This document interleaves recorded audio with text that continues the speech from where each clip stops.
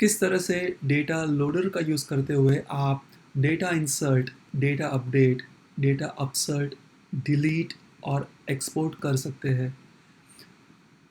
क्या आपके ऑर्ग में एपीआई एनेबल्ड नहीं है तो फिर भी डेटा लोडर का यूज़ किया जा सकता है, या फिर एपीआई एनेबल्ड है पर वो एक दिन आपने सारे ही एपीआई कॉल्स यूज़ कर लिए हैं, तो क्या फिर भी आप डेटा लोडर यूज़ कर पाएंगे? आइए जानते हैं ये सारे क्वेश्चंस के आंसर इस वीडियो में, तो बने रहिए एंड तक। हाय, मेरा नाम है सिद्धार्थ और स्वागत करता हूँ मेरे चैनल टेक ट्रिविया पे।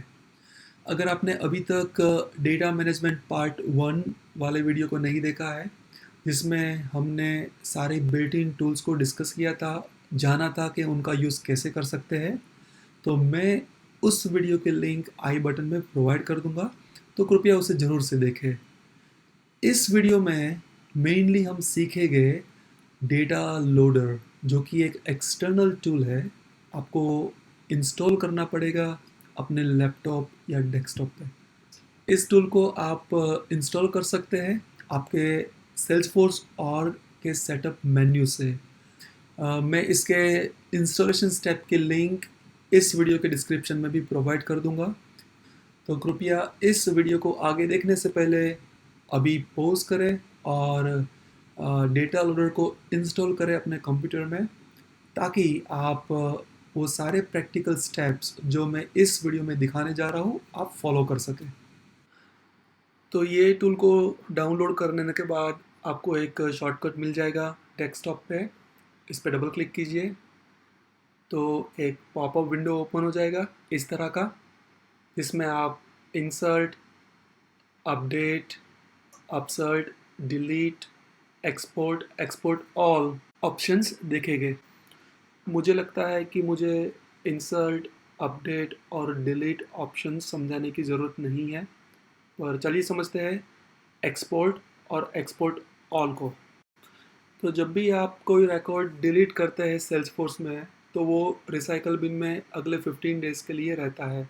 तो मान लीजिए कि आपके ऑर्ग में 100 अकाउंट्स है और आप उसमें से 10 अकाउंट्स डिलीट कर देते हैं और फिर आप एक्सपोर्ट ऑप्शन का यूज़ करते हैं, तो क्योंकि एक्सपोर्ट ऑप्शन सिर्फ ऑब्जेक्ट्स के रिकॉर्ड ही फेच करता है, तो कुल आपको 90 रिकॉर्ड्स ही रिसीव हो गए। पर जब आप एक्सपोर्ट ऑल का यूज़ करेंगे, तो वो object as well as recycle bin से रिकॉर्ड्स फेच करता है और टोटल आपको 100 रिकॉर्ड्स रिसीव हो गए। तो इस तरह से export all deleted archived records को भी एक्सपोर्ट करता है। और जब आप अपडेट, अपसर्ट या डिलीट फंक्शन का यूज़ करते हैं, तो आपको रिकॉर्ड आइडेंटिफायर प्रोवाइड करना होता है कि किस रिकॉर्ड को आप अपडेट या डिलीट करना चाहते हैं। और Salesforce IDs या record IDs are always a better option to use as record identifier। पर कुछ केस में Salesforce IDs, record IDs आपके पास नहीं रहता है कि आपके CSV फाइल डेटा में नहीं है, तो आप एक्सटर्नल IDs का यूज़ करके भी रिकॉर्ड्स को अपडेट, अपसर्ट या डिलीट कर सकते हैं। तो ये 3 फंक्शनैलिटीज़ के लिए अपडेट, अपसर्ट या डिलीट को परफॉर्म करने के लिए या तो आप रिकॉर्ड आईडी प्रोवाइड करें या फिर एक्सटर्नल आईडी प्रोवाइड करें। ऑलराइट, तो अब टाइम है केस स्टडी समझने का और डेटा लोडर का यूज़ सीखने का। अगर आप इस टॉपिक को पिछले वीडियो से फॉलो कर रहे हैं, तो आपको पता होगा पिछले वीडियो में हमने 400 प्लस लीड्स अपलोड किए थे सेल्सफोर्स में यूजिंग डेटा इंपोर्ट विजार्ड। जेनवॉट कंपनी अभी ये कंप्लेन कर रही है कि वो लीड जो आपने अपलोड की थी लास्ट वीक, उसमें lead status and lead source missing है। तो मार्केटिंग टीम वो लीड को फॉलो नहीं कर पा रही है क्योंकि स्टेटस और लीड सोर्स इनएक्यूरेट है। तो हम डेटा लोडर का यूज़ करते हुए वो सारी लीड्स को एक्सपोर्ट करेंगे पहले, और फिर CSV फाइल में हम स्टेटस और लीड सोर्स अपडेट करेंगे और फिर अपडेट कमांड के ज़रिए वो सारे लीड्स को सेल्सफोर्स में वापस पुश कर देंगे। क्योंकि हमें लीड अपडेट करनी है तो मेक श्योर कीजिए कि आप एक्सपोर्ट करते हुए सेल्सफोर्स आईडी को भी एक्सपोर्ट करें, क्योंकि अपडेट करते टाइम हम सेल्सफोर्स आईडी को as a record identifier use करेंगे। तो आइए देखते हैं किस तरह से डेटा लोडर का यूज़ करते हुए हम वो एग्जिस्टिंग लीड अपडेट कर सकते हैं।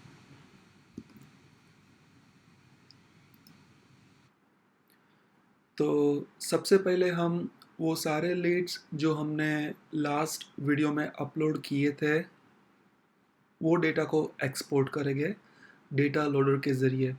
तो मुझे लगता है आप सबने डेटा लोडर इंस्टॉल कर लिया होगा, और जब आप उसको ओपन करेंगे तो एक पॉपअप डायलॉग दिखेगा जो कि आप मेरे स्क्रीन पे देख सकते हैं। इस पॉपअप डायलॉग में आप एक्सपोर्ट पे क्लिक कर दीजिए। ओके, सो इस पेज पे हम एडमिन यूज़र के क्रेडेंशियल्स यूज़ करके लॉगिन करेंगे। तो ऑथ सिलेक्ट कीजिए और एनवायरनमेंट में प्रोडक्शन सिलेक्ट कीजिए और लॉगिन पे क्लिक कर दीजिए।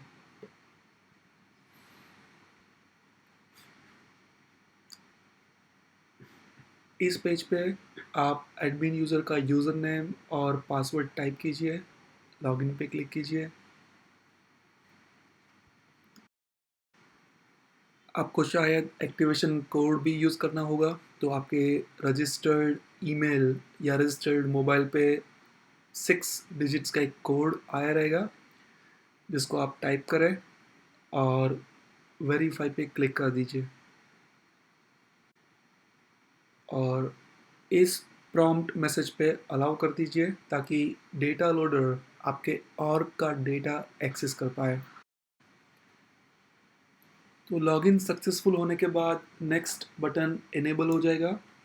तो नेक्स्ट बटन पे क्लिक कीजिए।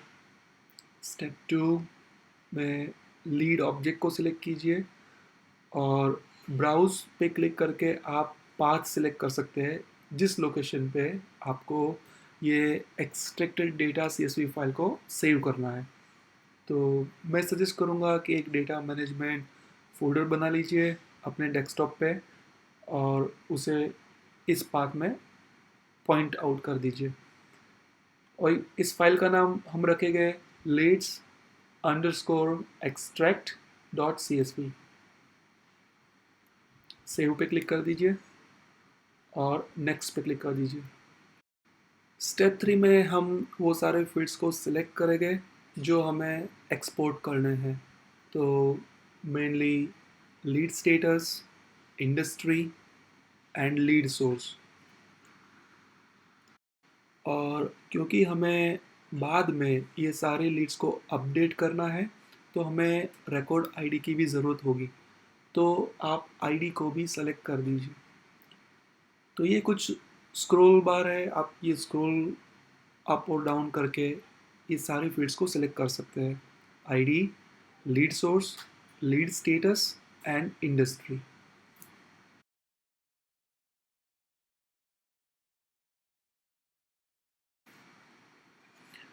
ओके, अब हमारे ऑर्ग में कुछ एग्जिस्टिंग लीड्स भी है, पर हमें सिर्फ वही लीड्स को एक्सपोर्ट करना है जिसे हमने लास्ट सेशन में अपलोड किया था। तो इसके लिए हम एक फ़िल्टर कंडीशन ऐड करेंगे। तो राइट हैंड साइड जो ऑप्शंस है, तो पहले फील्ड वाले ऑप्शन पे क्लिक कीजिए और लीड सोर्स सेलेक्ट कीजिए।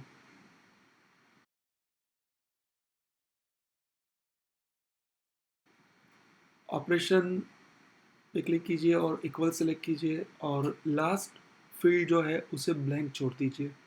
तो हम ये कह रहे हैं कि ये वो सारी लीड्स जिसमें लीड सोर्स ब्लैंक है वो हमें एक्सपोर्ट करनी है। ऐड कंडीशंस पे क्लिक कर दीजिए और फिनिश पे क्लिक कर दीजिए। मैसेज पे यस क्लिक कर दीजिए और आप देखेंगे कि टोटल 452 लीड्स एक्सपोर्ट हुए हैं। जब आप ये सारे लीड्स को ओपन करेंगे CSV फाइल में जो कि हमने leads underscore extract dot CSV नाम से सेव की थी। तो आप देखेंगे कि 4 कॉलम्स इसमें है, ID, industry, lead source and status. So industry में आप टेक्नोलॉजी अपडेट कर दीजिए, लीड सोर्स में आप ट्रेड शो अपडेट कर दीजिए और स्टेटस में आप open hyphen not contacted update कर दीजिए और ये सेम वैल्यू आप ये सारे लीड्स के लिए अपडेट कर दीजिए। तो अब हमारी CSV file correct industry, lead source and status values के साथ प्रिपेयर्ड है। इस फाइल को सेव कर दीजिए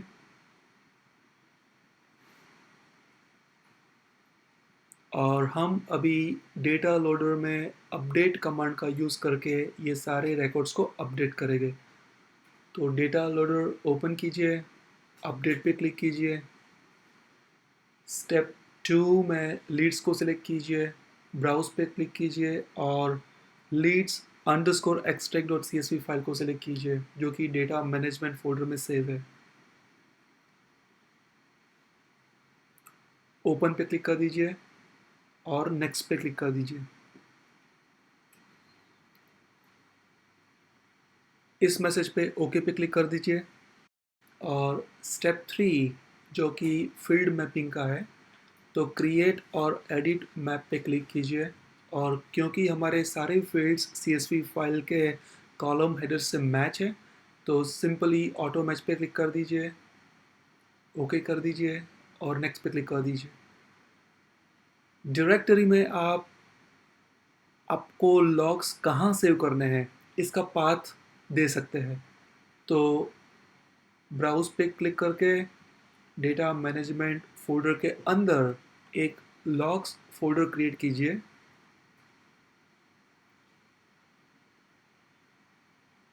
और ये लॉग्स फोल्डर को सिलेक्ट करके ओपन पे क्लिक कर दीजिए। तो हम लॉग्स को लॉग्स फोल्डर में सेव करना चाहते हैं। फिनिश पे क्लिक कर दीजिए, मैसेज पढ़ लीजिए और यस पे क्लिक कर दीजिए और आप देखेंगे कि डेटा लोडर ये सारे लीड्स को अपडेट कर दे रहा है। ओके पे क्लिक कर दीजिए। अभी हम सेल्सफोर्स में जाके वेरीफाई करेंगे कि ये डेटा अपडेट हुआ है कि नहीं। तो अगर लीड्स टैब ओपन नहीं है तो ऐप लॉन्चर पे जाके लीड्स को सर्च कीजिए और लीड्स टैब को ओपन कीजिए और जब आप ये पेज को रिफ्रेश करेंगे तो आप देखेंगे कि लीड स्टेटस अपडेट हो चुका है, open hyphen not contacted for all open Leeds.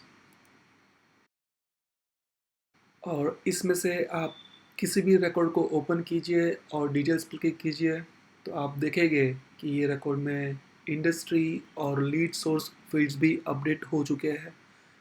Great, सो हमने lead source, status and industry field को अपडेट कर दिया।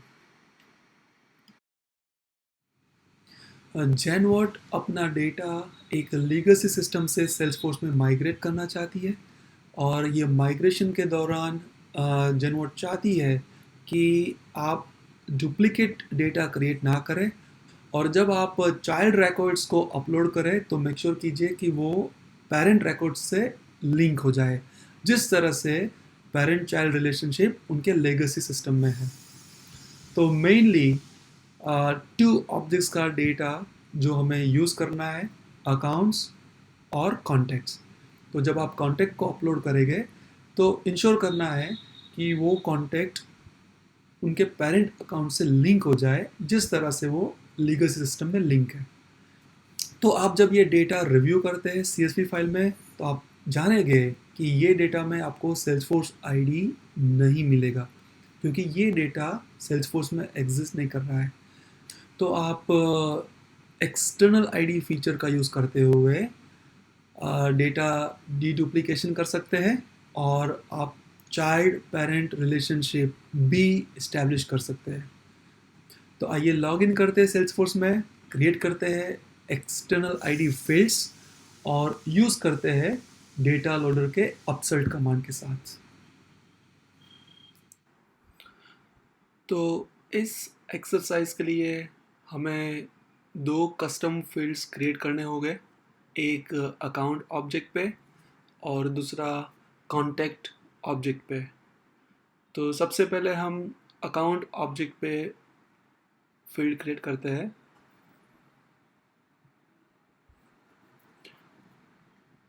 तो गियर आइकन पे क्लिक करें और फिर सेटअप पे क्लिक कर दें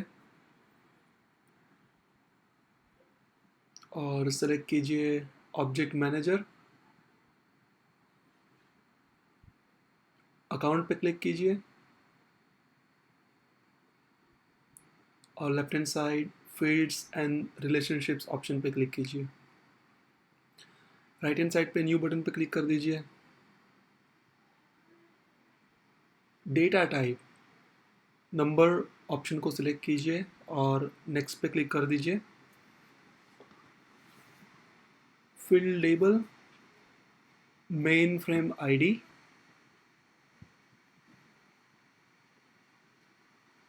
लेंथ 5 सेट कीजिए और जो लिस्ट ऑफ चेक बॉक्सेस है उसमें से यूनिक और एक्सटर्नल आईडी चेक बॉक्स को चेक कीजिए।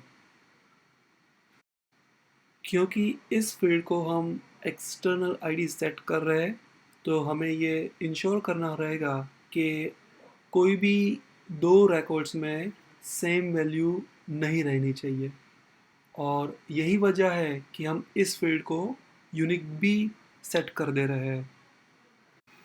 नेक्स्ट पे क्लिक कीजिए। फील्ड लेवल सिक्योरिटी में विजिबल को चेक कीजिए। नेक्स्ट पे क्लिक कीजिए और सेव पे क्लिक कीजिए। फिर से ऑब्जेक्ट मैनेजर पे क्लिक कीजिए और इस बार कॉन्टैक्ट को सिलेक्ट कीजिए। तो पेज को स्क्रॉल डाउन करें और कॉन्टैक्ट पे क्लिक कर दें। लेफ्ट हैंड साइड पे फील्ड्स एंड रिलेशनशिप्स ऑप्शन को सिलेक्ट कीजिए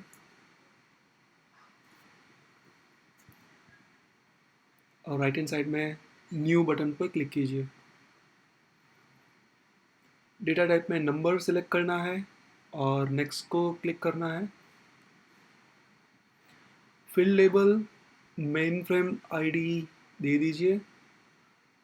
लेंथ 5 नंबर ऐड कर दीजिए और यूनिक और एक्सटर्नल आईडी को चेक कर दीजिए। नेक्स्ट पे क्लिक करना है। फील्ड लेवल सिक्योरिटी में इस फील्ड को सब प्रोफाइल के लिए विजिबल करना है। नेक्स्ट पे क्लिक कर देना है और सेव पे क्लिक कर देना है। ऑलराइट, अब हम कॉन्टैक्ट और अकाउंट के CSV फाइल को भी रिव्यू कर लेते हैं। अकाउंट फाइल में कुल 19 अकाउंट्स हैं और दो कॉलम्स हैं, अकाउंट नंबर और नेम। अकाउंट नंबर है वो यूनिक है फॉर एवरी रिकॉर्ड, तो जो कि हम मेन फ्रेम आईडी कंसिडर करेंगे। और कॉन्टैक्ट फाइल में टोटल 31 रिकॉर्ड्स है और टोटल 4 कॉलम्स है। अकाउंट आईडी जो कि अकाउंट की मेन फ्रेम आईडी है, contact ID, first name, last name.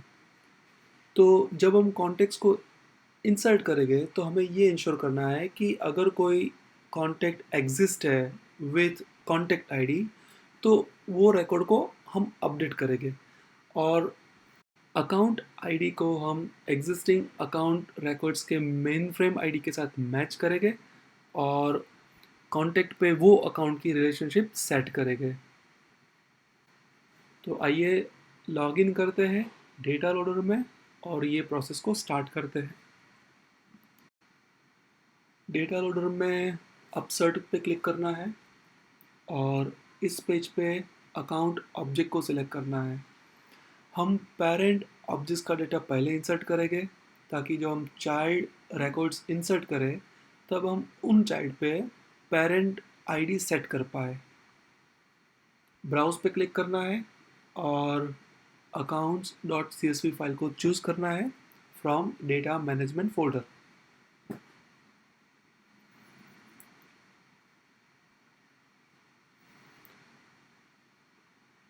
Alright, तो हम पहले अकाउंट्स को इंसर्ट करेंगे और फिर कॉन्टेक्ट्स डेटा को इंसर्ट करेंगे। नेक्स्ट पे क्लिक कर दें। इनिशियलाइजेशन मैसेज पे ओके कर दें।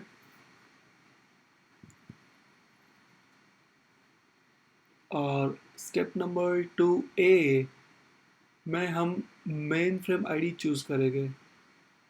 तो ये ऑप्शन बेसिकली अकाउंट को डीडुप्लिकेट करने के लिए है। हमारे केस में सारे ही अकाउंट्स क्रिएट हो गए क्योंकि कोई भी एग्जिस्टिंग अकाउंट में मेन फ्रेम आईडी सेट नहीं है।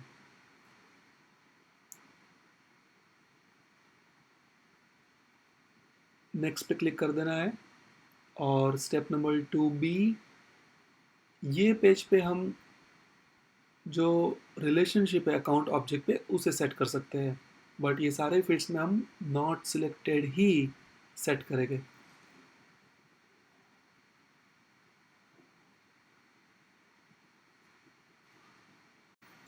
नेक्स्ट पे क्लिक कर देना है। Step number 3, mapping page. Create और एडिट मैप पे क्लिक करें और ऑटो मैच पे क्लिक कर दें और आप देखेंगे account number column account number field के साथ नेम कॉलम नेम फील्ड के साथ मैप हो गए हैं। हमें अकाउंट नंबर को मेन फ्रेम आईडी के साथ मैप करना है, तो ऊपर के सेक्शन में मेन फ्रेम आईडी फील्ड को सर्च करके उसको ड्रैग करेंगे और अकाउंट नंबर कॉलम के सामने ड्रॉप करेंगे और इस तरह से हम अकाउंट नंबर को मेन फ्रेम आईडी फील्ड के साथ मैप करेंगे। ओके पे क्लिक कर दें। नेक्स्ट, डायरेक्टरी में मेक श्योर कीजिए कि लॉग्स का पाथ सेट है, लॉग्स फोल्डर का पाथ सेट है। फिनिश पे क्लिक कर देना है। यस पे क्लिक कर दें और आप देखेंगे 19 अकाउंट्स क्रिएट हो गए। और अगर व्यू सक्सेसेस पे क्लिक करेंगे तो आपको वो सारे अकाउंट्स की डिटेल मिलेंगे और वो सारे अकाउंट्स के रिकॉर्ड आईडीज भी आप देख सकते हैं। क्लोज कर दीजिए। नेक्स्ट, फिर से हम अपसर्ट पे क्लिक करेंगे और इस बार हम कॉन्टेक्स्ट ऑब्जेक्ट को सिलेक्ट करेंगे। ब्राउज पे क्लिक कर दें और context.csv फाइल को सिलेक्ट करें। नेक्स्ट पे क्लिक कर दें।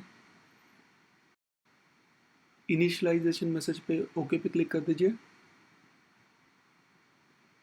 और स्टेप नंबर 2A में सेलेक्ट कीजिए मेन फ्रेम आईडी, क्योंकि हम कॉन्टैक्ट के मेन फ्रेम आईडी के ज़रिए हम डेटा डीडुप्लिकेट करना चाहते हैं। स्टेप नंबर 2B पे अकाउंट पे मेन फ्रेम आईडी सेट कीजिए, क्योंकि हम ये चाहते हैं कि जब ये कॉन्टेक्स्ट अपलोड हो तो ये डेटा में हम जो अकाउंट आईडी प्रोवाइड कर रहे हैं वो अकाउंट आईडी को मेन फ्रेम आईडी कॉलम में फाइंड करते हुए वो अकाउंट के साथ इस कॉन्टैक्ट की रिलेशनशिप सेट हो जाए। नेक्स्ट पे क्लिक कर दीजिए। मैपिंग पे क्रिएट और एडिटर मैप पे क्लिक कीजिए। ऑटो मैच बटन पे क्लिक कीजिए और हमें मेन फ्रेम आईडी जो कि अकाउंट ऑब्जेक्ट पे है उसे मैप करना है अकाउंट आईडी के साथ। तो ऊपर के सेक्शन में जो फर्स्ट फील्ड है account colon main frame ID, उसे ड्रैग करेंगे और ड्रॉप करेंगे अकाउंट आईडी के सामने। फिर ऊपर के सेक्शन में हम मेन फ्रेम आईडी को फाइंड करेंगे और मेन फ्रेम आईडी को हम ड्रॉप करेंगे कॉन्टैक्ट आईडी के सामने और ये राइट मैपिंग है। Account ID with accounts main frame ID, contact ID with main frame ID, first name last name. Okay पे क्लिक कर दीजिए। नेक्स्ट और फिनिश पे क्लिक कर दीजिए। मैसेज पे यस क्लिक कीजिए और आप देखेंगे 30 कॉन्टैक्ट्स सक्सेसफुल और 1 एरर। तो देखते हैं किस रिकॉर्ड में हमें एरर आ रही है। तो व्यू एरर्स पे क्लिक कीजिए और आप देखेंगे जिम खेली, जो कि एक कॉन्टेक्ट हम अपलोड करना चाहते हैं और उसे हम वो अकाउंट के साथ जिस अकाउंट का मेन फ्रेम आईडी 20 है रिलेशनशिप सेट करना चाहते हैं। और अगर आप याद करें, हमने सिर्फ 19 अकाउंट्स क्रिएट किए थे जिस पे main frame ID 1 to 19 number set था। तो कोई भी अकाउंट पे 20 मेन फ्रेम आईडी नहीं है, तो ये एक वैलिड एरर है। अभी हम कॉन्टेक्स्ट CSV फाइल को ओपन करेंगे और कोई भी एक रैंडम कॉन्टेक्ट को सेल्सफोर्स में वेरीफाई करेंगे। तो रो नंबर 11 क्रिस्टी, अगर आप देखेंगे अकाउंट आईडी 5 है, मतलब कि क्रिस्टी कॉन्टेक्ट पे 5 नंबर का अकाउंट सेट होना चाहिए, जो कि है इनीटेक। तो क्रिस्टी कॉपी कर लीजिए और सेल्सफोर्स में लेफ्ट हैंड साइड पे ऐप लॉन्चर पे क्लिक कर दीजिए, सेल्स को सिलेक्ट कीजिए और ऊपर सर्च बार में पेस्ट कीजिए और क्रिस्टी पे आप क्लिक कर दीजिए और आप देखेंगे क्रिस्टी स्टीफनसन और अकाउंट नेम है इनीटेक। ग्रेट। तो हमने एक्सटर्नल आईडी का यूज़ करते हुए कॉन्टैक्ट पे पेरेंट अकाउंट को सेट किया।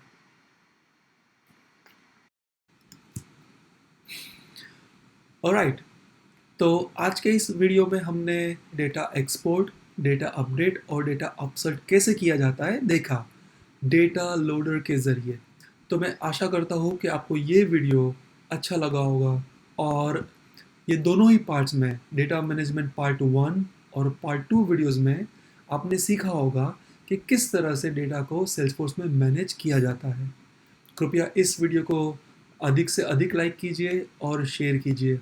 आपके सुझाव इस वीडियो में कमेंट करके आप मुझे बता सकते हैं। अगर आप नए हैं तो चैनल को सब्सक्राइब करें और बेल आइकन को दबा दें। मैं मिलता हूँ आपको अगले वीडियो में एक नए इंटरेस्टिंग टॉपिक के साथ।